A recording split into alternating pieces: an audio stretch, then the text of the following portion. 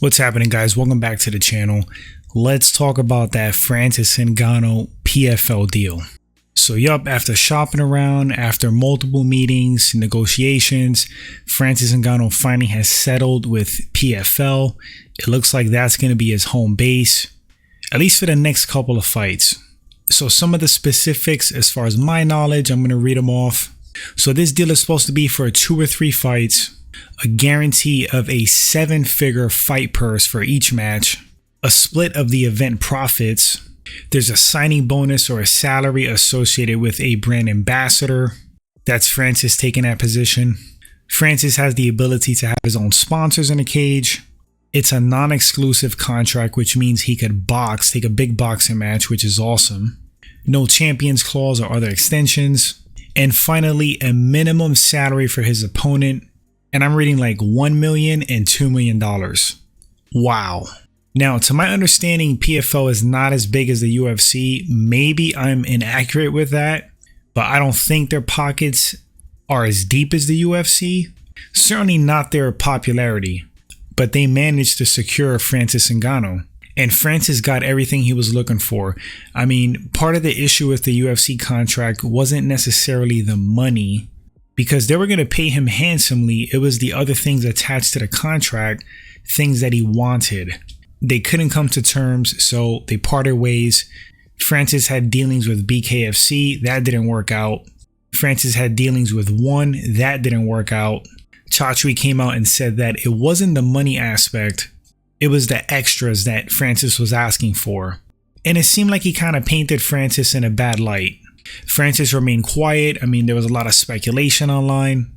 You saw a lot of fans, quote fans, turning on Francis without really knowing the full story. I mean, a lot of people were saying he's finished, he made a bad move, what did he do? Come to find out, Francis secured a great deal with PFL. Finally breaks his silence. And it kind of looks like Francis got a big W here.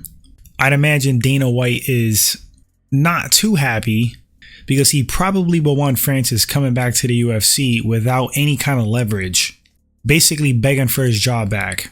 Well, that didn't happen. Looks like Francis got an awesome deal with PFL, and there's something cooking as far as like a big boxing match. He's hinting that. So imagine Francis getting this great deal with PFL and he gets a big boxing match with a hefty payday. That's winning all around, and it kind of sets a new precedent that you could stand up to the UFC. You don't have to take what they offer you. You could shop around, and if you have value, you can get everything you're looking for and secure a great deal. I think it's a great thing all around for Francis. Great thing for the sport. Now here's the thing. Who's Francis gonna fight? I know Fabricio Verdum has been pushing hard on social media for that Francis Ngannou fight. And heavyweights out there should really be pushing hard, because they're gonna guaranteed get like $1 to $2 million to face Francis. That's red penny night money. But that's kind of like an issue. Like, what big names is he gonna face? Like, is there gonna be interest there? I don't know if that affects Francis's contract. That might be ironclad. Regardless of who he faces, his contract is his contract. He got that locked down. That might be the case. I'd bet that's the case, actually. I mean, personally, I'm happy for Francis Ngannou, but selfishly, I would like him in the UFC. I wish he stood with the UFC, because I want to see him fight John Jones. That's the mega fight that we all want to see at heavyweight, because Francis left as champion. And yes, John Jones is the heavyweight champ now. He beat Cyril Gane. He actually ran through Cyril Gane, but he didn't beat Francis Ngannou. Styles make fights. Francis has that equalizer knockout power. Man, you really don't know what's going to happen in that fight. On one hand, you can lean towards John Jones being the more well-rounded and experienced fighter.